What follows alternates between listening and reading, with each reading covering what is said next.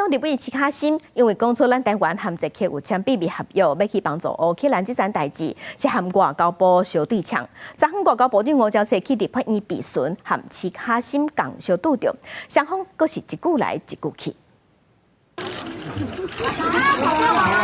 外交部长吴钊燮任内最后一届去立法院质询，甲国民党立委齐卡森成礼二号兵，两个人最近因为援助乌克兰物件有无共意见。之前吴钊燮伫社群媒体答文，阁引起讨论。本来团出蓝营要规划用车轮战质询，和民进党团派出真侪立委透早就伫外交国防委员会，双方一个小拄头就开始论战。我想请这个。 魔法部部长上台。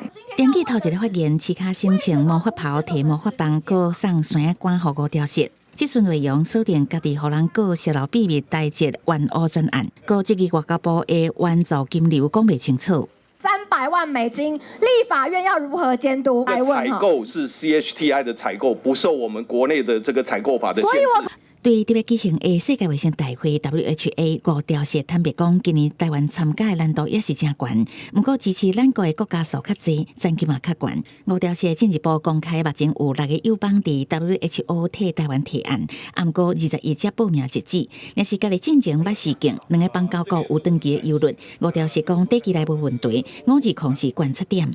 那我想这一次520的时候，可以给大家一个很好的观察了哈，就是所有的这些友邦对我们都是非常的支持，所以他们都不是那个国家的元首，就是总理，就是外交部长。根据了解，来参加准总统赖清德520就职典礼外宾规模达到50团，巴拉圭总统帕尼亚要亲身带团来台湾祝贺，也有日本前首相安倍晋三的夫人安倍昭惠也会出席。立法议员困谈会会派35个跨党派议员管理，是历史上人数上届一届。